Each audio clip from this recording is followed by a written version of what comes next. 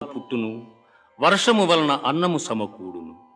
యజ్ఞము వలన వర్షము కలుగును, ఆ యజ్ఞము కర్మ వలననే సంభవము.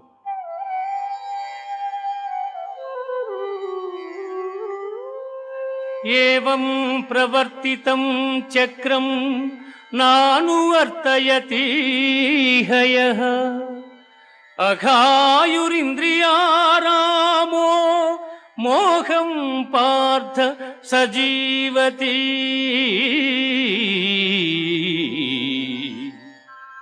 పార్థ, నాచే నడుపబడు ఈ లోకమును చక్రమును బట్టి ఎవడు అనుసరింపడు వాడు ఇంద్రియలోలుడై పాపజీవనుడగుచున్నాడు. అట్టివాడు వ్యర్థుడు. జ్ఞాని కానివాడు సదా కర్మలను ఆచరించుచునే ఉండవలెను.